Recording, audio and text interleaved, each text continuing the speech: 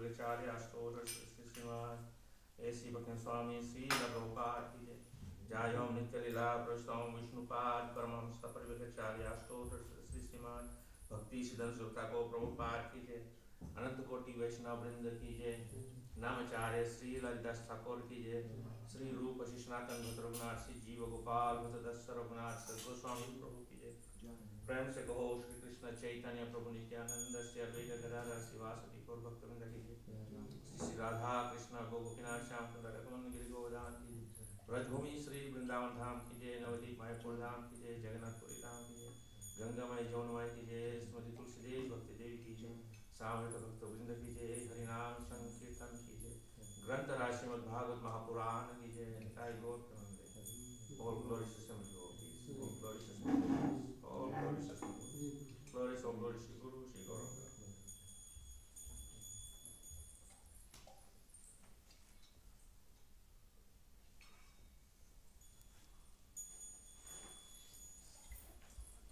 Om Namo Bhagavate Vasudevaya.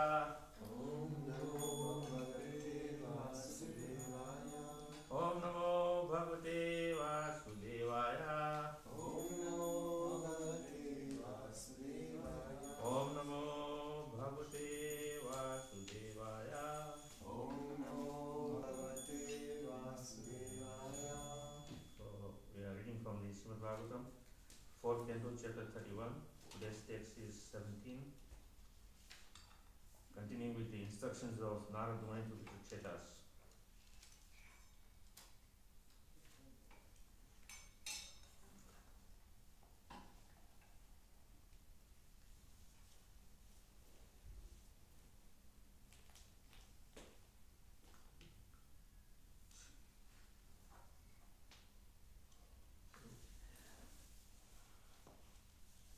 No problem.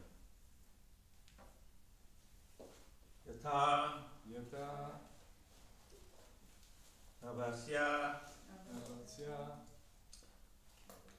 Abra Abra Tama Tama Prakasa Prakasha Bhavanti Bhavanti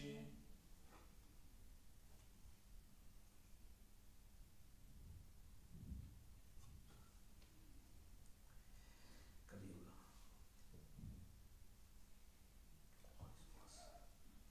Okay, no problem. Want to try now?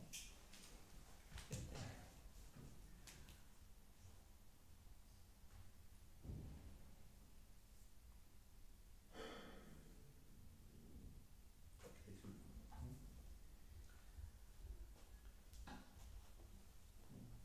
Bupaya Pupa Upa Na Na Bhavanti Bhavanti Anukramat Anukramat Evam Evam Pure Pare Brahmani Brahmani Shaktas Shaktas Twa Tva Ama Ama Rajas Rajas Tama Tama Sattva Sattva Iti Iti Prabhava Prabhava Yatha Navasya Bratama Prakasa Yatanavasi Abra Tama Prakasha Bhavanti Upana Bhavanti Anukramamat Bhavanti Pupana Bhavanti Anukramat Evam Para Brahmani Saktayastva Ama Evam Pare Brahmani Shaktayastvam Rajas Tama Sattva Iti Prabhava Rajastama Sattvam Iti Prabha Yata Yata is is Navasi Navasi in the sky, in the sky Abra Abra clouds, Cloud Tama Tama darkness, Darkness Prakasa Prakasha and illumination, Illumination Bhavanti Bhavanti exists, exists Bhupa, Upa O kings, O kings Na Na Bhavanti Bhavanti do not appear, do not appear Anukramat Anukramat consecutively, consecutively Evam Evam thus, thus Pure Pure supreme, Supreme Brahmani Brahmani in the absolute, in the absolute Saktya Shaktya energies, energies to to then, the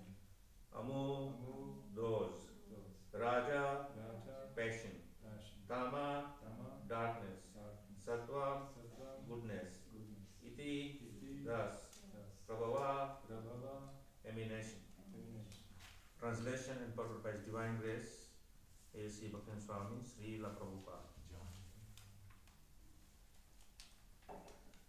My dear kings, sometimes in the sky there are clouds, sometimes there is darkness, and sometimes there is illumination. The appearance of all these texts plays consecutively. Similarly, in the Supreme Absolute, the modes of passion, darkness, and goodness appear as consecutive energies. Sometimes they appear and sometimes they disappear. Purport by His Divine Grace, A.C. Swami Prabhupada.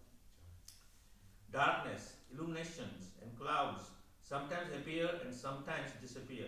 But even when they disappear, the potency is still there, always existing in the sky. Sometimes there are clouds, sometimes rainfall, and sometimes snow. Sometimes we see night, sometimes day, sometimes illuminations, and sometimes darkness. All this exists due to the sun, but the sun is unaffected by all these changes. Similarly, although the Supreme Personality of Godhead is the original cause of the total cosmic manifestation, He is unaffected by the material existence. This is confirmed in the Bhagavad Gita 7.4. Bhumi rapo nalo vayu kama mano buddhi evacha ahankara iti me vina prakriti astada. Earth, water, fire, air, ether, mind, intelligence, and false ego. All these 8 comprises my separate energies. Although the material or physical elements are the energies of the Supreme Personality of Godhead, they are separated. The Supreme Personality of Godhead is therefore not affected by material condition. The Vedanta Sutra confirms Janmadhyasya Yatha. The creation, maintenance, and dissolution of these cosmic manifestations are due to the existence of the Supreme Lord. Nonetheless, the Lord is unaffected by all these changes in the material elements.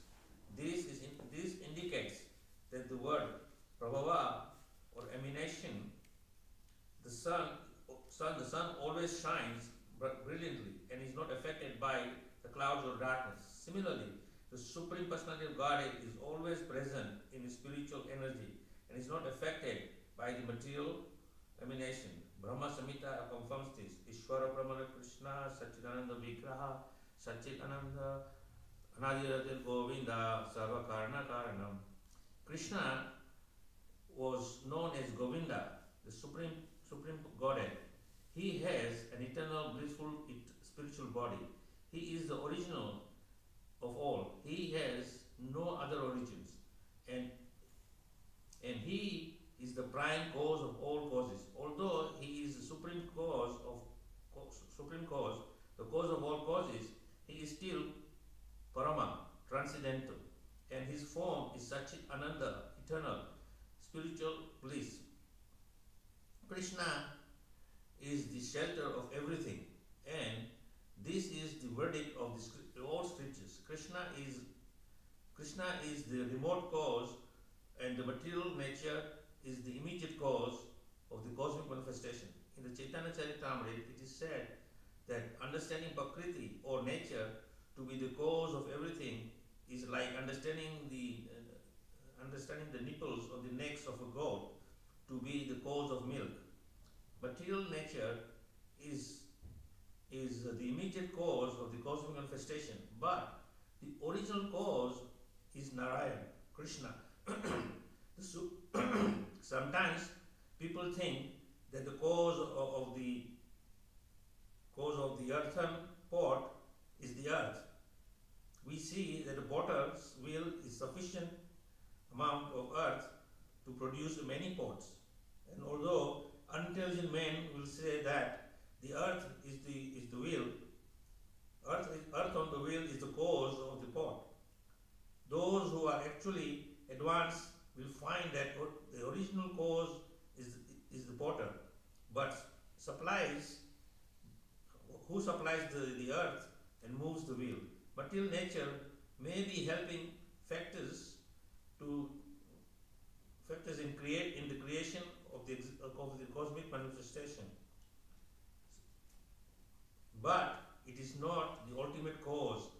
Bhagavad Gita 9:10, the Lord says, Maya Dakshina, Maya Upadakshina Prakriti Surayate Suracharam. This material nature is working under my direction, O son of Kunti, and producing all moving and non-moving beings. The Supreme Lord casts his glance over the material energy, and his glance agitates the three modes of nature. Creation then takes place. The conclusion is that nature is not the cause of the material manifestation. Supreme Lord is cause of all causes. Om Jnana Timirandasya Jnana Jana Salakaya Chakshu Sumritam Yena Tasmai Sri Gurue Namaha Panchakalpa Dhrubhyasya Kripa Sindhu Vyasya Patitanam Pavanebhyo Vaishnavyo Namo Namaha. Jai Sri Krishna Chaitanya Prabhu Nityananda Sri Advaita Gadadhar Srivasadi Gaur Bhakta Vrinda. Hare Krishna Krishna Krishna Hare Hare, Hare Rama Rama Rama Hare Hare. So it's very interesting that Prabhupada is mentioning many points about the misconception of the so-called modern scientists who are proclaiming that everything comes out of nothing. At the same time, they say that, of course, we are all familiar with the so-called scientific theory of the Big Bang, where there was nothing there, all of a sudden there's some explosion happened, and from the explosion there was some gas just came about from nowhere, and then all of a sudden they got together and the cosmic universe is created, the planets are created, and then from the planets, some kind of a primeval soup appeared from nowhere, and this unicells appear, and then those cells started evolving into more complex entities, and then finally, here presto, we are here. And we think that all these things happen by chance, or also, as Prabhupada says, is illusion of misconception. Just like when you see so many clay pots, and then we see as Prabhupada is giving the analogy, that the clay is on the potter's wheel, and the wheel is moving and the potter is molding it in the proper shape. So they think that the cause of the pot is the earth. But earth is just an element. But then to maneuver the earth in a centrifugal force, you need the wheel, and then when the wheel is moving around, the potter has to sort of mold it with his hands, the shape he wants, and then finally create. So who is the creator of the pots? Not the wheel, not the earth, but the potter. He's the person. So similar Prabhupada said that in the universe, whole cosmic creation happens is by the direct direction of the Supreme Lord, and by the energies of the Supreme Lord. So here also in the Prabhupada citing that verse from the Bhagavad Gita, I say that all these elements, earth, water, fire, air, ether, is all separated energies of the Lord. Now sometimes a lot of people who have misconception of the philosophy of the Supreme Lord, they think that everything is impersonal. So they actually think that material elements is also God or Supreme. But there is a very clear definition given by Krishna himself, that these are separated energies of mind. So although it is part and parcel of Krishna, it cannot be considered to be the Supreme. So all these wonderful explanations Prabhupada is giving this purport, where he's explaining the cosmic creation. Now, of course, as I said, the scientists have a misconception of how things are happening in the universe, and this theory has been promoted over the years, and is contaminating people's minds and taking them away from the real focus. The real focus is that the Supreme Lord. Of course, because we actually understand now in Krishna consciousness that there is a Supreme Personality, and that personality's name is Krishna.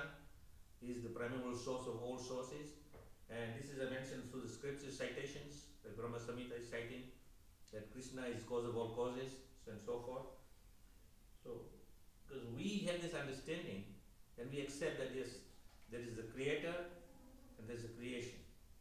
But who is that creator is very difficult to understand. Although we have information from the scriptures that Krishna is the Supreme Personality of Godhead, and he has, just like the description given, that we see ourselves, 2 eyes, nose, mouth, ears, hands, legs. So similarly, Krishna has a form very similar to us. Sometimes even Christians acknowledge that man is made in the image of God. So at least they have that concept that we are created in the image of the Supreme. So the Supreme has a form. And here also Prabhupada is citing from the Brahma Samhita that the Supreme Lord is Sachit Ananda Vigraha, that he is eternal, he is full of knowledge, he is full of bliss, he's got a beautiful form, Vigraha. So most people, they understand Sachit and Ananda as aspect, but not the Vigraha. The Vigraha is the form. Now, only thing is that because we are not familiar with the transcendental form of the Lord, we are so used to our own material existence, and we experience the material world and material forms, so we think the Lord is similar to us, is material. You and I, we take birth, we get old, and during the process of between birth and old age, there is some disease conditioning coming, and then of course in the end, we experience inevitable death. So I think God will also die. Now if God dies, then what is the difference between God and us? Of course God doesn't die. And of course God also doesn't take birth like you and me. Although there are descriptions, for example in the Krishna book, where Vasudeva and Devaki were in prison of Kans, and at appropriate time, Krishna appeared in front of Devaki and Vasudeva in his full glory. And then Vasudeva and Devaki acknowledges he is the Supreme Lord. So they could understand that that is the Supreme Personality of Godhead. Now according to the Bhagavatam, is giving us very clear information that when the Lord appeared in front of Vasudeva and Devaki, he was in his full glory. And when they prayed that we would like to have a son just like you, and of course there is no son like God. There is only God, as Prabhupada also mentions. There is no second to God. God is unique. Otherwise it's not God. If you have many gods, then the word God doesn't mean any meaning. Because according to the dictionary, one who is God is only one, and there is no second to him. So anyway, the point is that the Lord, out of his causeless mercy and kindness upon Devaki and Vasudeva, he appeared as a small child in front, and then by his transcendental yoga potency, he covered them so that they cannot understand that this child in front of them is the Supreme Lord. They just think this child is their child. Now, of course, sometimes we see the paintings in Krishna book where Devaki is sitting there with a big belly. Means she's carrying the child in her womb. But it's the wrong concept. Krishna did not appear in a womb. He appeared in front of her. And as it explains that Krishna, from the heart of Vasudeva, entered the heart of Devaki. Because of course, we also understand now in our Krishna conscious philosophical explanations from scriptures that the Atma, that is you and me, is accompanied by Paramatma, the Supreme, in the form of his super soul manifestation. So the Lord is always there in the heart with us at all times. He never abandons us. So the explanation is given that when Krishna appeared as a child in front of Devaki and Vasudeva, immediately their natural love for Krishna appeared in their hearts. And they could not understand that this is God now. They just thought, here is my child. And then of course Vasudeva was thinking that Kansa has already killed 6 of my kids, and if he finds out that another child is born, definitely will come and kill him.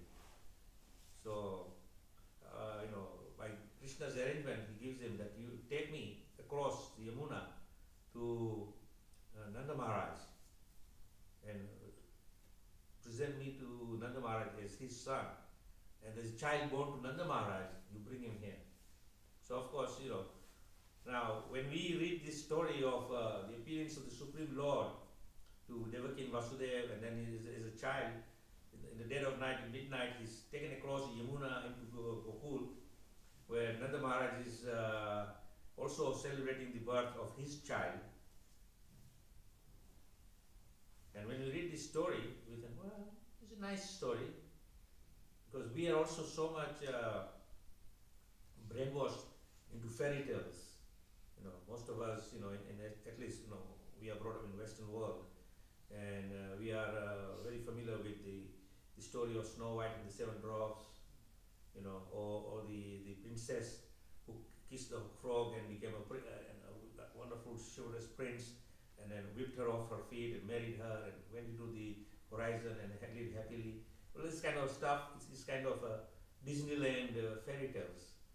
So when we read these transcendental pastimes of the Lord, of his appearance in this material world, we also think that this is just some imagination of some person who has written about this very fanciful story of God appearing like this. But in real fact, the Supreme Lord does appear in the material world, because we cannot understand him, as we are also trying. Even in the scriptures is mentioned that all the great yogis who are so much knowledge about the scriptures, Vedic scriptures, still they cannot understand the Supreme Personality of Godhead. Even it goes further that all the demigods, who are very highly advanced beings, much advanced than us in terms of development of consciousness and understanding of knowledge, even they cannot understand the Supreme Lord. The only way you can understand the Supreme Lord is if the Supreme Lord decides, out of his causeless mercy, to reveal himself to you. So in the Bhagavad Gita, Krishna says in the 10th chapter of the 10th verse, Tesam satatam yuktanam bhajatam priti purokam dadhami buddhi yogam tam. Dadhami buddhi yogam, that when you worship me with a very divine depth of love, priti, then I will give you intelligence by which you can know me. So you see, even to know the Supreme Lord, you cannot know him without him giving you an insight about himself, to reveal himself. And when he reveals himself, then you will find, the greatness and the transcendental personality is beyond our concept. So we see many times in the Srimad Bhagavatam, there are many incidents where Krishna, the Supreme Lord, reveals himself to his devotee. One case such comes to my mind is Dhruva Maharaj. When Dhruva Maharaj was told by his mother that you can find God in the forest, and why he was asking his mother where I find God, because his stepmother said that if you want to sit on the lap of your father, then you have to take birth through my womb. So he was kind of, 5-year-old boy is perplexed. You tell any 5-year-old kid something about this kind of talk. Yes, you have to take birth in my womb, and then only you can get the privileges. This and that. The child says, "What are you talking about?" So the child goes to his mother and says, "Mother, my stepmother is saying like this. What do you say? Only God can help you." He said, "Where is this God?" He said, "Well, I've heard that many saintly persons, they go into the depths of the forest in solitude and find God there." So Dhruva Maharaj was thinking, okay, that's what it needs to be, that's what it needs. Because he, of course, you have to understand, Dhruva Maharaj is not just ordinary person. Although we understand now, hindsight, by the story of Dhruva Maharaj, that he was a great devotee of the Lord, he was also a Kshatriya, he was a warrior. And warriors are by nature very strong and very strong-willed, that they will not be deviated from their goals, and also they will never give up, come what may. Even if they have to give their life, they will be ready to fight for the cause. So anyway, Dhruva Maharaj decided to go to the forest, and in the dead of night he left, because during the day he won't be allowed to go. Just like we also have in our own experience that we have our young children and they want to go out and play in the streets, and what do we say? No, you cannot go out in the streets, but I will take you to the park. the father or the mother or the caretaker takes the child to the park, and under the supervision of the caretaker or the parents, the child can have freedom to play. So similarly, Dhruva Maharaj was thinking that these people will not allow me to go out because I'm a young boy, and my father's order is to protect me by the army and all that so forth. Anyway, the point is that he decided to go in the dead of night when everybody is asleep. Even the so-called centuries who are supposed to be the guards, they also sleep in the middle of the night, even though they're supposed to be the duty. But what of ignorance is such that even the best of the best person will be covered by ignorance and sleep will take over. So he left in dead of night into the forest. And as he was going to the forest, interesting point here is that because in his heart he wanted to seek out the Supreme Lord. Now, as I said, the Supreme Lord cannot be attained by intellectual knowledge or just by your own frivolous desires. If you just I want to know God, where is God? Let me go find God. He's not interested. But if you have a sincere desire in the heart to seek the Supreme Lord, then as I said, Paramatma in the heart will take note of that. Say, hey, you're interested in me, I will help you. Because even the Supreme Lord will not interfere with your free will or your free choice of action, what you do. He will not interfere with you unless until you approach him that, dear Lord, I want your help, I need your guidance, and so forth. So Dhruva Maharaj, in that intense desire to find God, and his only purpose was, why is God so unkind that I have to take birth from this woman, and why not my mother? Is my mother not good enough? And so many things were going in his mind. So of course Dhruva Maharaj was very focused and intent in finding God. Now of course at this time he doesn't know who God is. He just knows God, the Supreme Lord, is there, who is the controller, and his mother's instruction was only he can help. Now just like us also, sometimes we don't understand God and his creation and how everything works, but we know that Krishna is the creator, at least from reading from the Srimad Bhagavatam. And then of course, when we come to Krishna consciousness, the Lord awakens us to the spiritual inquiries. This is also one of the gifts given by the Lord to us of inquiry. That's why we inquire about things, why things are happening. So Dhruva Maharaj was so intensely concerned that come what may, I'm going to find this God and question him, that why this injustice is done. Because he was so intense, the Lord sees his intensity, that he is seeking me. So the Lord makes arrangements. Now of course the Lord is not duty bound by any particular way to appear in front of you or reveal himself to you. He has many different ways he will reveal himself to you. In this case, he sends Narada Muni. Now can you imagine? In dead of night, you are outside the palace, in a kingdom, you are going on onward journey to the forest in the depth, and all of a sudden out of the blue, Narada Muni appears. Now it's not just by miracle, but by the divine intervention that the Lord wanted Narada Muni to come in front of Dhruva Maharaj. Now there's two aspects my understanding is. One, of course, the Lord was very eager to show him the right path of following the process of achieving the audience with transcendental personality of Godhead. Second, he was testing his sincerity and his dedication and his determination. So of course Narada Muni was the instrument of the Lord. So Narada Muni goes to the young boy and says, you're a young boy, where are you going in dead of night? He says, I'm going in the forest to find God. I said, are you stupid? No. Forest in the middle of the night, there's dangerous animals there, and so many things which are very detrimental to you, and you have no fear.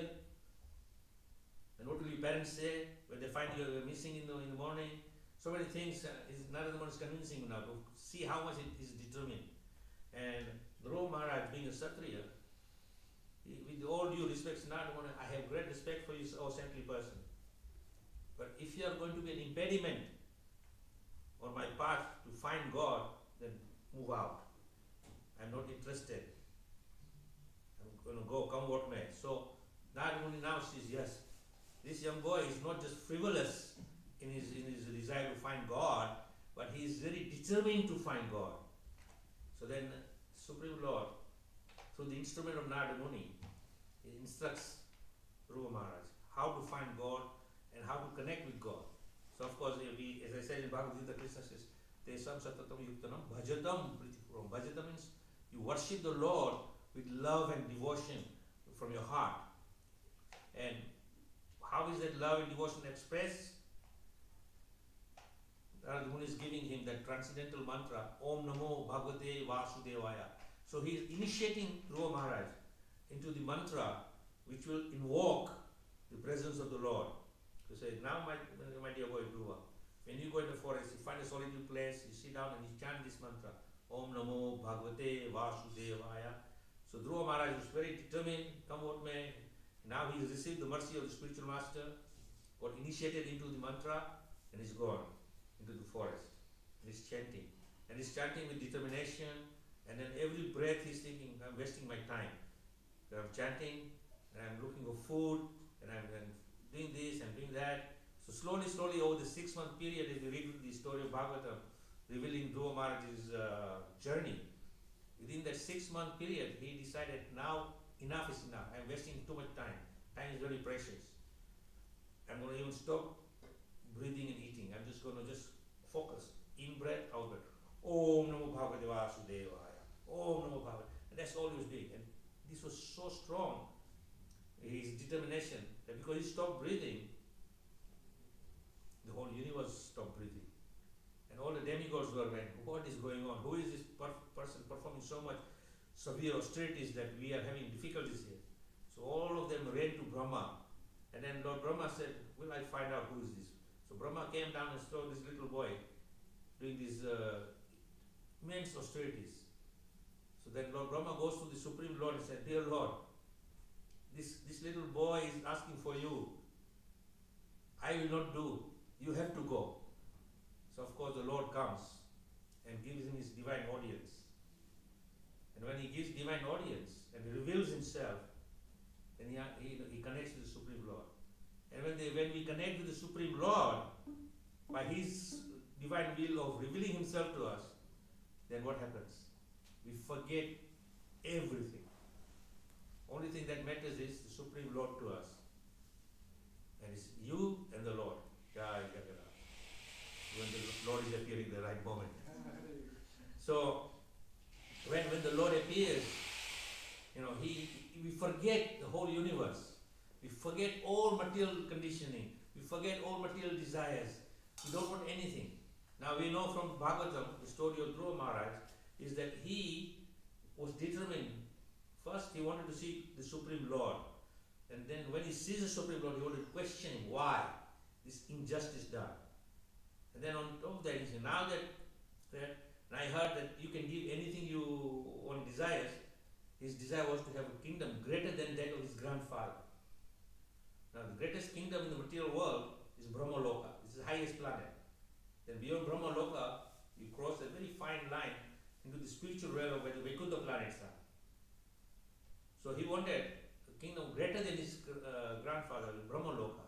Now there is nothing greater than Brahmaloka. But there is what we know now from the scriptures revealing to us that Dhruva Loka, or the pole star, which is like on the border of the spiritual world and the material world. So that Dhruva Loka is, in a no man's land, you can say. Just like, in the material world also, you have a border between two countries. So there is this side and there is this side. But between the two countries, there is a small strip of land which is called no man's land. Nobody can claim that. But that is a separation between the two countries. But the effect is that both countries are controlling that that area. So you can feel each country's characteristics in that no man's land. So Dhruva Loka is like that. It's spiritual and it's not spiritual. Anyway, so Dhruva was asking for all these things. But when he saw the Supreme Lord, what was the impact? He couldn't even speak anything. He was just so, with the beauty and the effulgence of the Lord,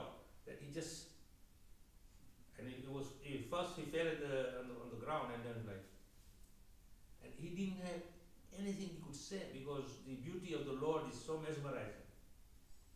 Then the Lord, out of His courses mercy, touches his forehead with a conch shell and then blesses him. And then beautiful flowery words of glorification of the Lord start flowing in the beautiful poetry of glorifying the Lord. And the Lord says, okay, now that's enough.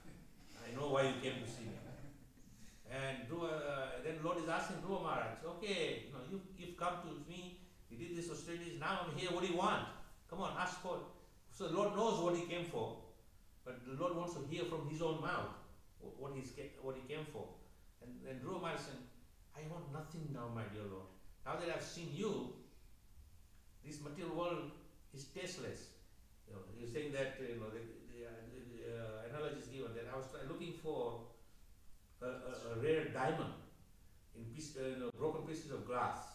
So, glass also looks like diamond, but it's not diamond. So I said, now that I found the real thing, I don't care for these broken pieces of glass, no matter how shining and glittering and precious it may be. So this was the impact when the Lord reveals himself. So we, every day by mercy of Srila Prabhupada, have been introduced to the Supreme Lord. Sri Gaurita, Sri Jagannath Baladev Subhadra, in other temples this is Radha Krishna, and all these wonderful personalities of Godhead is manifested in front of us in that beautiful, majestic appearance. And when we see the Lord, do we get the same impact as Dhruva Maharaj when he saw the Lord? We see Lord every day, but our hearts still full of desires, so many material desires. We are not getting it. At the same time, just like Dhruva Maharaj, by the mercy of the Lord, he got a spiritual master who gave him the mantra, initiated him into the transcendental mantra. So we are also fortunate that we didn't have to go through this, very severe austerities which Dhruva Maharaj performed, and his intense desire to meet the spiritual master. Prabhupada just very casually came into the world and said, here, I'm here. And he gave himself to whoever wanted him. There was no any hard and fast rules in order to see Prabhupada. If you read his biography, in Lilamrita, when he went to America, New York, in 1966, when he came to New York City, and he was just wandering in the streets, not knowing what to do. He had no acquaintance with anyone, and he just went into the Bowery area where lots of people are hanging around. Because Prabhupada said, that's the place where people who have no home would loiter around. So, in those days, the Bowery was a place where homeless people were loitering around in that place, and some philanthropic guy would come and sort of, give out free food out of their, feeling of compassion to people. So Prabhupada saying he was loitering in that street, and slowly, he started giving himself to everyone. And as they were showing interest, Prabhupada was giving them mercy. And of course, just like we are hearing here, that the sun, although sometimes, like not today, or I'm seeing the last 1 week in Switzerland, the summer is here. We are the 1st of June now. Right in the thick and thin of the summer, and we still don't see the sunshine and the temperatures rising. It's rain and clouds, but the sun is still there. We experienced that at night it was dark, as the sun was rising in the horizon. At least the brightness came, but we can't see the sun, but the brightness is still there. So that brightness cannot be dissipated by anything. So similarly, a spiritual master, his potency of mercy cannot be dissipated by darkness or material situation. So when Prabhupada came, his mercy was flowing. And anybody who would accept would get it, and those who don't accept, they not get it. So, just like the sun is shining, those who won't take advantage of the sun will take the advantage of the sun. Those who don't, the sun doesn't care. So similarly, the spiritual master, when he comes under the order of the Supreme Lord to the material world to enlighten and awaken the spirit souls from their ignorance, then he comes and he gives mercy very freely. So Prabhupada was giving this mercy freely and he was initiating people. And of course, we were not given the Om Namo Bhagavate mantra, we were given the Hare Krishna mantra. Then the Hare Krishna, Krishna Krishna, Hare Hare, Hare Ram, Ram Ram, Hare Hare. The 16-syllable mantra of 3 words, Hare, Krishna and Rama, is so potent that it works even in the most darkest of age. See, remember Dhruva Maharaj was in Sakti Yuga. So conditions were much better than the present day. We are right now, in the we can say the winter of the 4 seasons: Sakti Yuga, Treta Yuga, Dwapara Yuga, and Kali Yuga. So of course, winter, as we all experience, is time when everything is kind of dead and miserable. So this is the condition. So in this condition, Om Namo Bhagavate Vasudeva mantra will not work because the conditions are not appropriate. We are full of darkness, of ignorance in the material world. So the Hare Krishna mantra is the most potent mantra which brings us out of darkness immediately. Anybody who starts chanting, immediately there is effect on the person. You may not notice it instantly, but there is a remarkable change in those who begin to chant the mantra. And that is why we are, going out, distributing the holy name to everyone and convincing everyone, please chant Hare Krishna. The only solace in this material world is the Hare Krishna mantra. And those who are suffering in the material world or curious to look for a way out of this darkness, that's okay, I'll try. They start chanting. As they start chanting, the mantras begins to work and brings them the divine connection with the Supreme Lord. And as you become connected with the Supreme Lord, then you can slowly appreciate the Supreme Lord, because the Supreme Lord is not going to reveal himself all of a sudden. Because if he reveals himself all of a sudden to you, it will be not easy to handle that. So it's a gradual process. But Krishna is saying, don't worry. I will do everything in the right time. So Krishna is revealed. And those who have taken to Krishna consciousness, those who are new, they are relishing Krishna consciousness very much. Those who are a little more seasoned, they become too complacent because they take it for granted now. Yeah, I'm a devotee.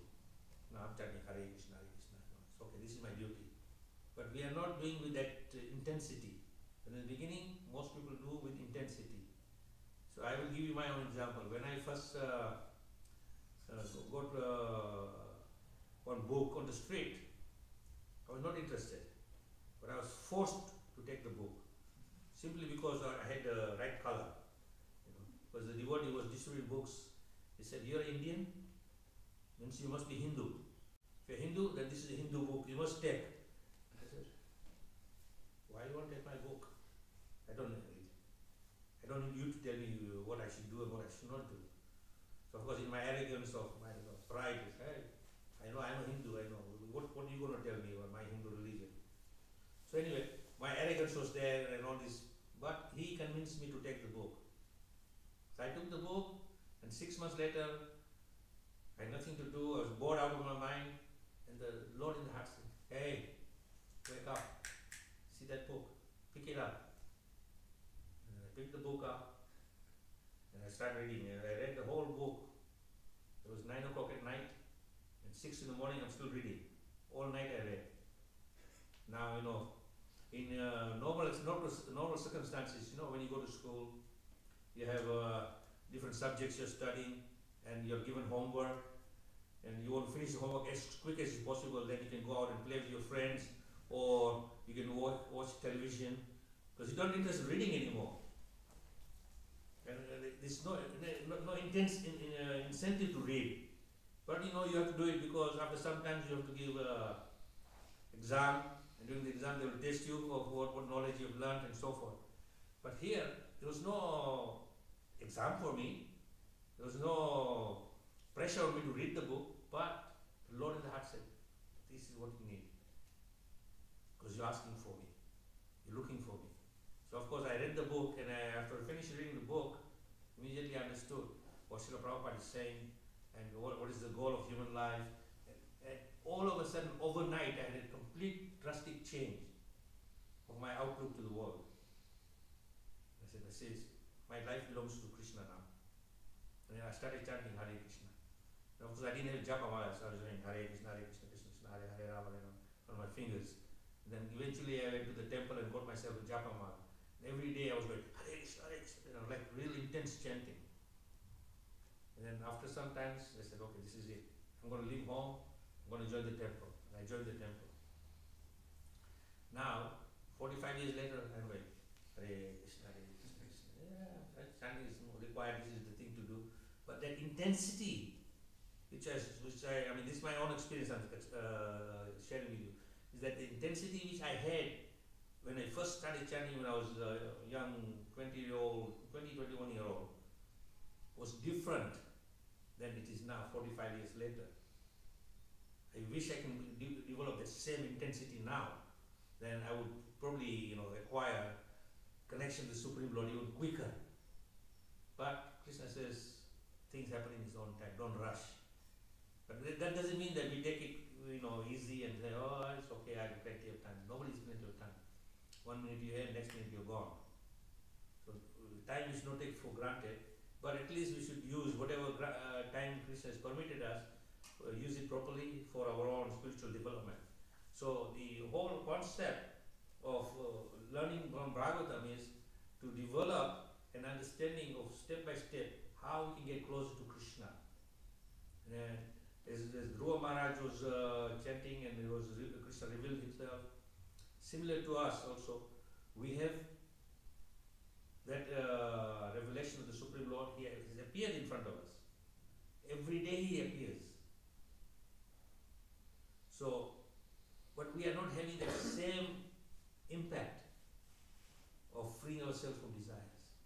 Now, my understanding of this is that because we are holding on to these desires, just in case if Krishna consciousness doesn't work, I have something to fall back on, my material desires and my material facilities and acquisitions, this will kind of see me through my life, So, when we come in front of the Supreme Lord, we should come in front of the Supreme Lord saying, okay, I'm putting my hands up, I'm not holding on to anything. Then the Lord will see, yes, you are coming, without any extra baggage in your heart.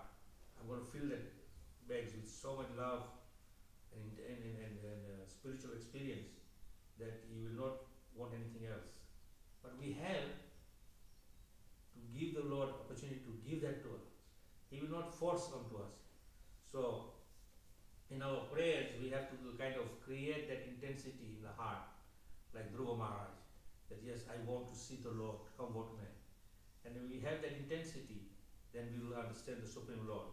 Otherwise, we will be, many times, as I said in the beginning, that the modern science is going to put all kind of garbage in your mind and bring illusion, thinking that we have solution to everything. Now, I am, in my own understanding, I'm thinking, okay, science has been playing games around since last couple of 100 years. If you look at the history, the beginning of science was around like 200 years ago. The great so-called scientists, thinkers who explored, and then every consecutive decade, newer and newer scientists are coming on the horizons.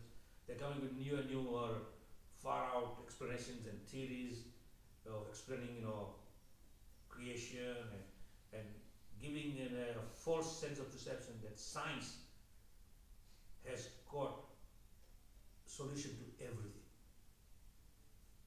If it did, if you look at it just 100 years back, the planet Earth was quite happily going on its own business. People were living very happily. And there were not so many disease conditions then. Now, with science and so much medical advancement, medical technology, so much medicine, everything available, we are more sick people than we were 100 years ago. So they don't have a solution to it. They're just giving you this false sense of think that yes, we will solve everything for you. Don't worry.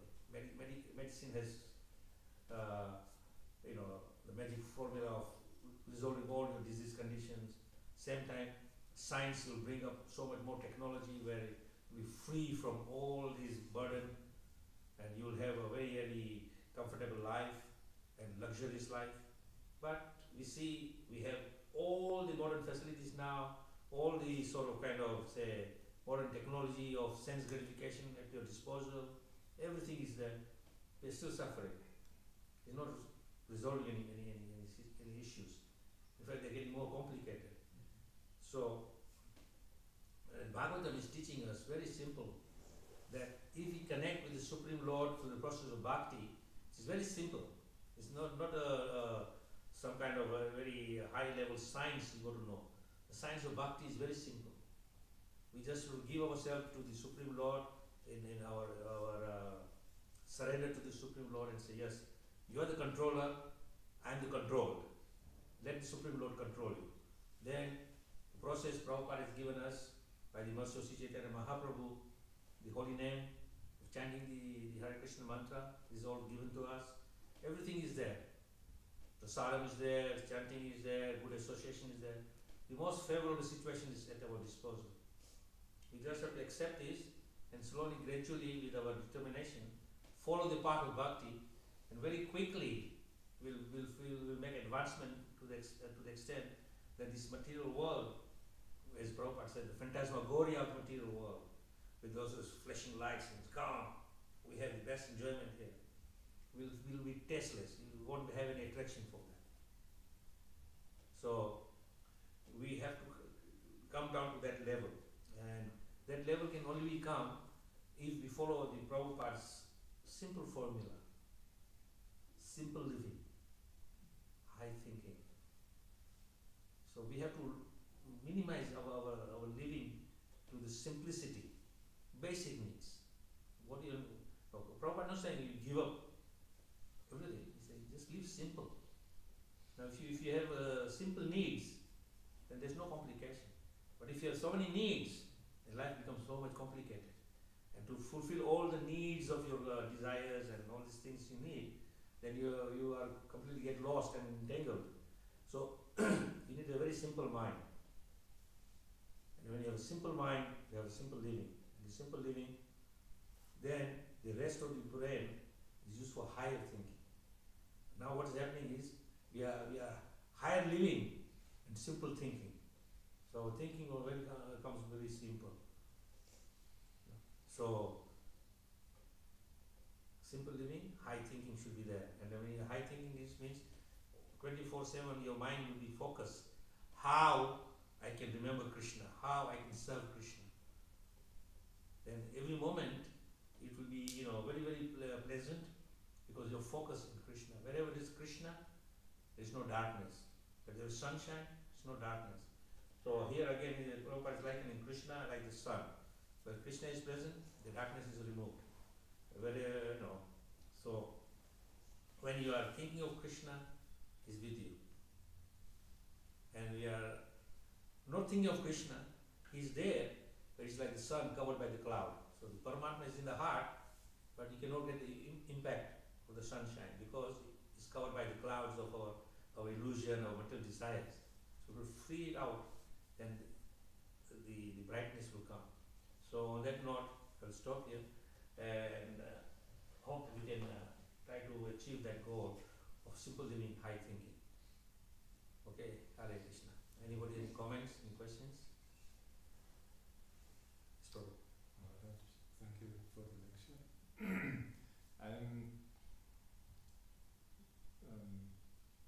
I'm myself also in this situation. I come from a scientific background, and so this impersonal conception of life and what this all is about is also very deeply rooted in my consciousness.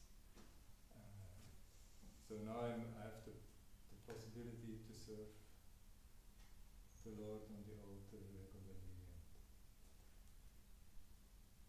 but still my heart is so dry and so hard. And like you mentioned, Svajatamrita Purvakam, Krishna reveals only when there is service done with affection and at least some love. So how is it possible to develop some genuine attraction? You see, it's not that there is some magic formula to develop attraction. It is all based on desire. See, from the very beginning of our life, we come into this material world as a newborn child. We have desires. Now, at that stage of a newborn child, we cannot express the desires so much. But as the child is developing, those desires become more and more intense.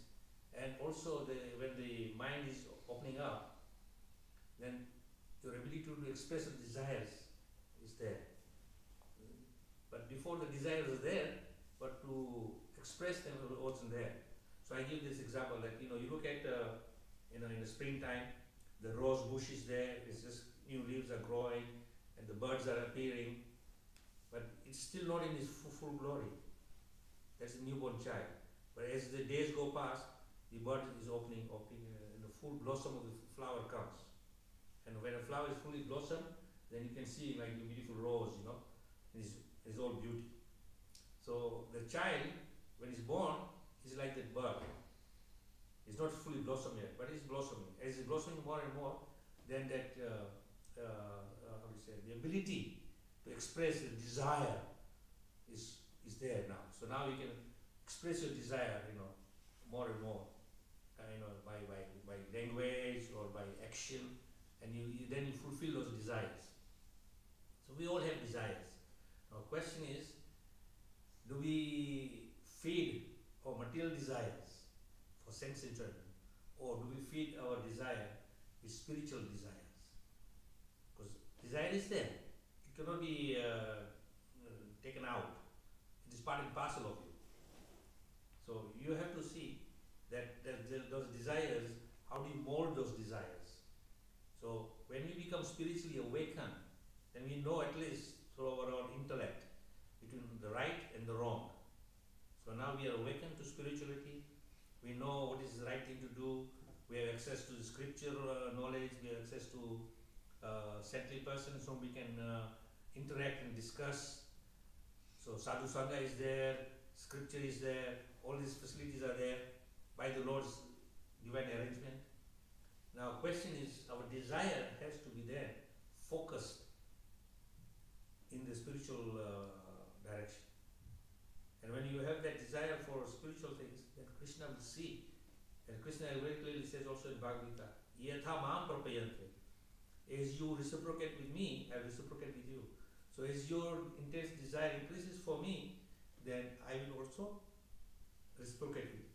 There's a reciprocation. So we have to first put a hand out. Then Krishna will put something in. But if your fist is closed and say, okay Krishna, put something in my hand. When? Open your hand. Then Krishna says, now I will open. So we have our desires like that. We have to open up desire to Krishna.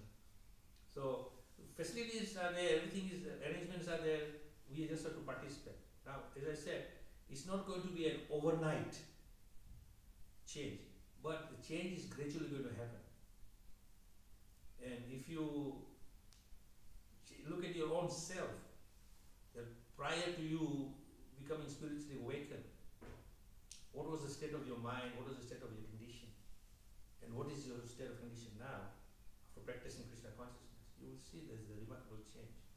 Now you won't notice the change in yourself so much unless you think like, wow man, 20 years ago I was complete nutter and I was doing this nonsense, and now I am a little bit more sane and I know what the purpose of life is. So you see different concepts. But your friend whom you were associated with 20 years ago knew you up to that age. Then 20 years later he meets you and says, wow, and he sees a complete new you. And he won't even recognize you. Although, externally he may recognize you, but the person, you're a completely different person. So now you will see that there is a remarkable change has taken place over those years.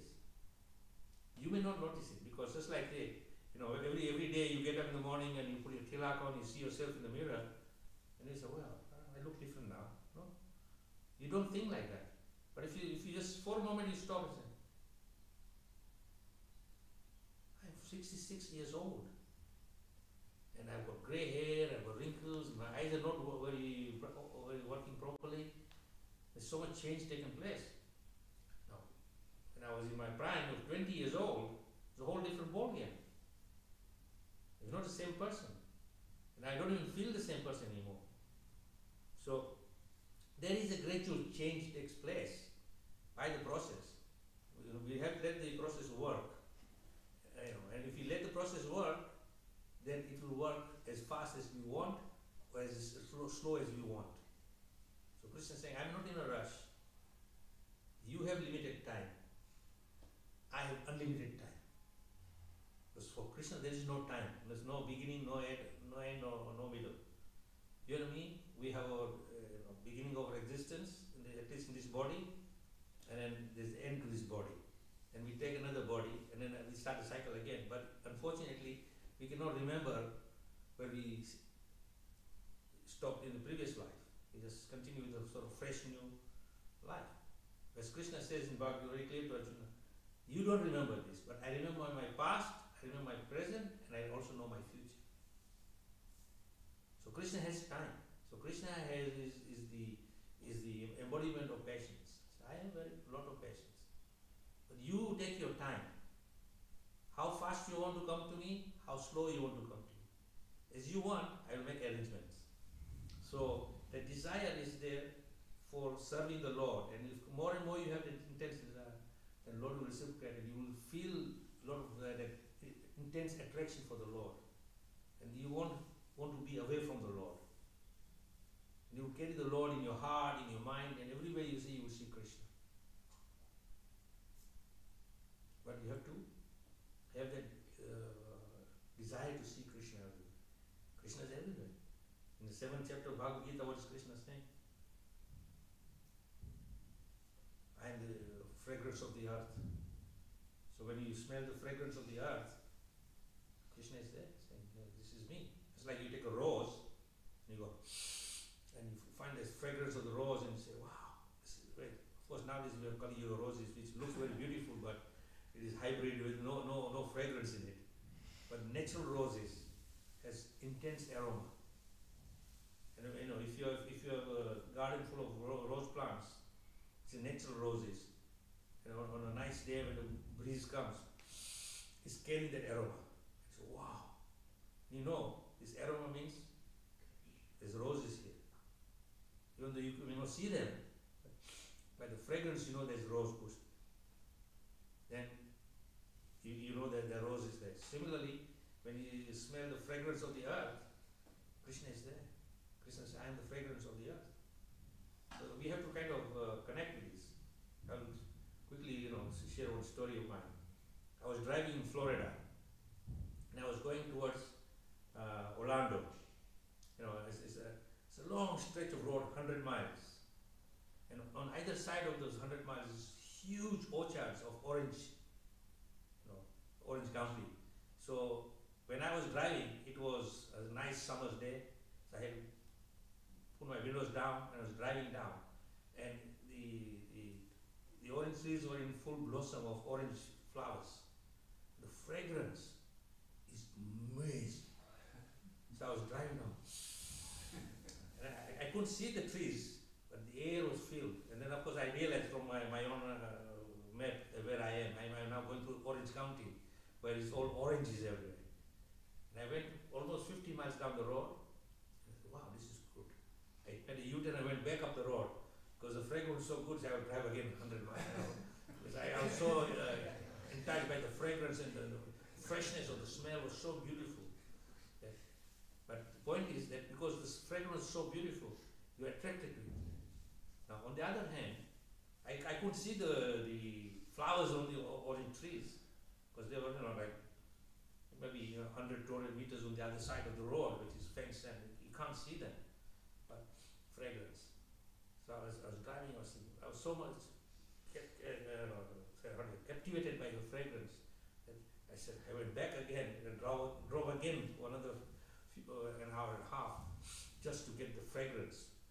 So this is just material, orange blossoms, which is very beautiful fragrance. Now, when you smell the fragrance of Krishna, it's equally beautiful.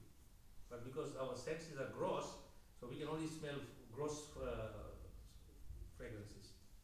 You got to go to the subtle one. And Krishna is, I'm the fragrance of the earth. And then also he's saying, in the morning when the sun is rising, my eyes are the sun and the moon. So in the morning when the sun is rising on the eastern horizon, you see a beautiful sunrise. We kind of think, wow, it's a beautiful sunrise. Or you feel some kind of romanticism, or romantic feeling of sunrise. But you don't see, hey, Krishna is opening his eyes. He's looking at me. If Krishna is looking at you, then you see that this is Krishna's eyes. Then obviously you connect Krishna, the sunrise, with Krishna's eyes. You see Krishna in the sun. So you see Krishna everywhere. The question is, Krishna has given us so much information in the 7th chapter of Bhagavad Gita, how you can see Krishna in everything. Just like you will see Krishna saying, I will taste the water. So every day we drink water to quench our thirst. But do we see that this taste is Krishna? No, we don't. We just drink the water to quench our thirst, and that's it. The business done. But every time you take a sip, oh, Krishna. This is Krishna. So you're connecting with Krishna. You see Krishna in everything. So Krishna has given us a secret of how to see Krishna in everything and everywhere. We just have to train ourselves and focus on that. And when we do that, then it becomes second nature to see Krishna in everything. I give this example many times that, you think about Ford. What is Ford? Motor car. But is the car Ford? No, it's just a brand name.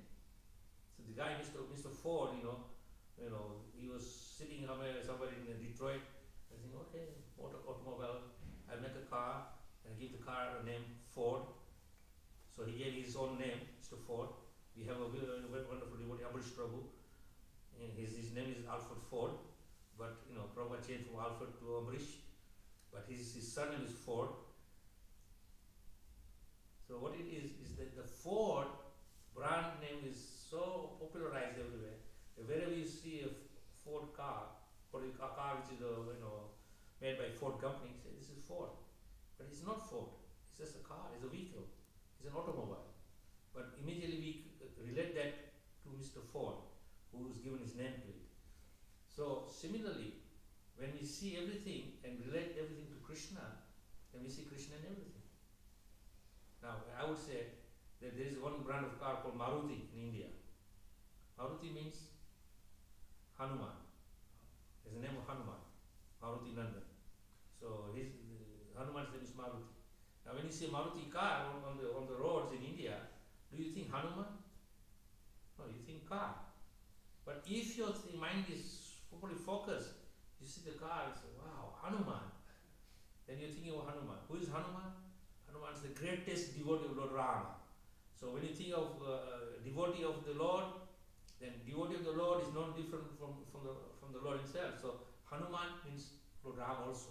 So you think of the devotee or Lord Rama, you get the same impact than thinking of the Lord. You think Ford and trouble. You think Amrish Prabhu, then you say, wow, you think about devotee of the Lord. So, question of how we see things. And if you see things in the right perspective and connect it properly, then you see Krishna in everything. Everything is Krishna. As we saw that in the Prabhupada citing Bhagavad Gita, that Krishna is saying this earth, water, fire, air, ether, these are just my separated energies. Try to see this in connection with me, then you will see me. If you see them as separate, then you will see earth, water, fire, air, ether as separate energies. Then you won't see Krishna in it. But they are Krishna's energies. So similarly, we have to see our training. That we connect, then we can see Krishna in everything. Just have to train and see our mind, because as it is in the material world, we are already seeing things and connecting with it. For example, say Sony. What do you think about Sony? You know, the old days, of course, my days was Walkman.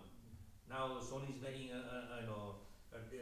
this man or another television brand of Sony, and all these different brands of electronics are coming out from the called Sony company. But the company is owned by some guy who was given the name to that brand. This product is not Sony. It's just a brand name. The product is different. Suppose you buy a TV and it's a Sony, so you can't say Sony is TV. TV is made by Sony, but Sony is not TV. TV is TV, television. It brings vision to you, or is say MP3 player or MP4 player, then it is a music player. It's not Sony. It's just a brand name.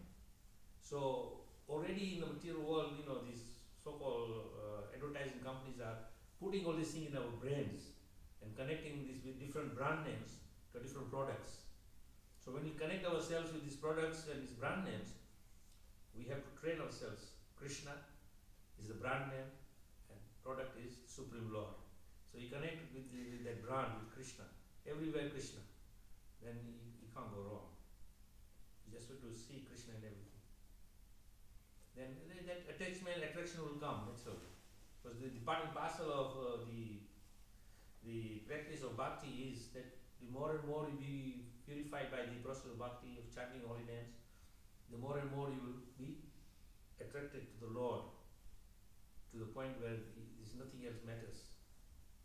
And of course, Lord Chaitanya Mahaprabhu himself showed us as his avatar, as a devotee of the Lord. Although he's Supreme Lord, but he came in as a guise of a devotee to show that how you can become mad for God. And you see Mahaprabhu, as soon as he was going away, just saying, where is Krishna? Where is Krishna? He just wants Krishna everywhere. Although he is the Lord, but he's teaching us how to see him everywhere. So Lord Chaitanya, wherever he goes, he sees Krishna everywhere. In his pastimes of living Jagannath Puri, when he's going towards that Tota Gopinath temple and there's a sand dune, he doesn't see the sand dune, he sees Govardhan. Then he goes by the ocean, he doesn't see salty water, he sees Yamuna. Because, Krishna is fully focused in Vrindavan. Yamuna in Vrindavan, Govardhan Hill in Vrindavan. So Lord Chaitanya, even though he's miles away from Vrindavan, he's seeing the Yamuna in the ocean, he's seeing the sand dune, which is like a little hill, it's Govardhan. So he's seeing Krishna everywhere. Now, if you and I go past that lane, I don't know if you've been to Puri, you go to Tota Gopinath temple, and you see the sand dune on your right, there's a sand dune. And you won't even pay attention to that. Only time you pay attention, someone says, well, Mahaprabhu walked this path and he saw this as Govardhan. You say, oh, really? Then you think of Govardhan. Otherwise, you won't even think about Govardhan. But see, the whole concept is that the Lord himself is also teaching us how to see him. Because who better teaches than himself? If I want to know something about you, I can ask your friends.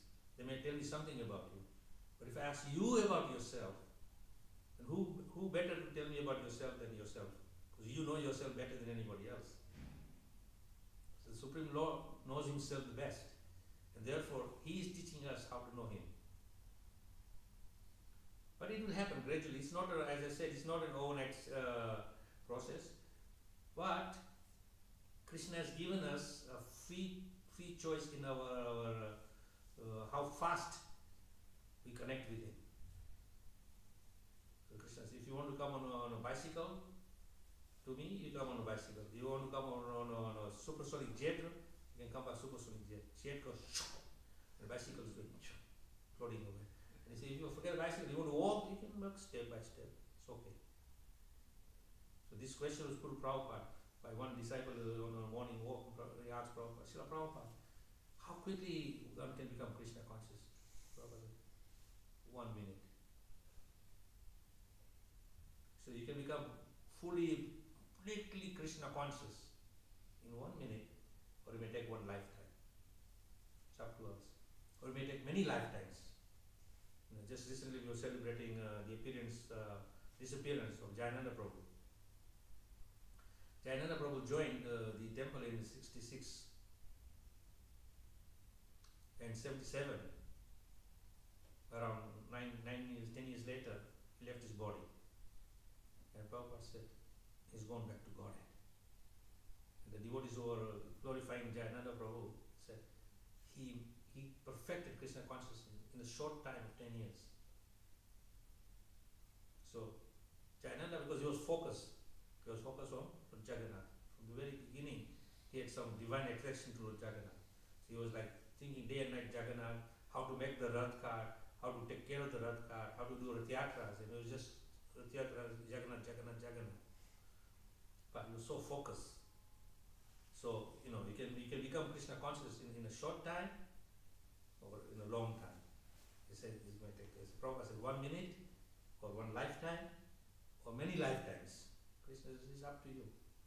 I put everything in front of you, choose what you want. So we have to decide how quickly we want to become Krishna conscious. And the more we develop that intensity, then Krishna says, okay, you are coming to me with intensity, I will come with intensity to you also. But if you put a barrier in front, like the clouds, then what can the sun do? Sun says, I'm here. The clouds are blocking me. That doesn't mean the brightness is not there. Still brightness is there. We can't feel the sun. We can't see the sun. So similarly, we have to remove those clouds in front of us of ignorance, passion, even goodness. Krishna says in the Bhagavad Gita to Arjuna, my dear Arjuna, rise above the mode of goodness. Come to the Visuddha Sattva platform, pure mode of goodness. Because ignorance, of course, as we know, is darkness. Passion is just, you become passionate. Rajagun is still material. Goodness, if I mean what material mode of goodness, this specifically says material mode of goodness. You may be a very good person, very clean and everything nice, still material. You could go beyond that. That's what Krishna said to Arjuna, rise above that. Come to Visuddha Sattva, pure mode of goodness. So when we come to pure mode of goodness, then these three modes of material nature will not impact us. So when we are not impacted by the three modes of material nature, then we are on pure mode of goodness. When pure mode of goodness, you can approach pure goodness. Because pure goodness can only be connected with pure goodness. Material goodness and pure goodness is incompatible. It may bring you close to it, but you cannot cross over the barrier. So we have to focus in our own intense desire. So the story of Dhruva Maharaj came to my mind that he was determined. Come what may, I want. And when you have that kind of determination, then the Lord also shows equal determination to come to you. Okay? Hare Krishna. Jai Srila Prabhupada ki Jai. Jai.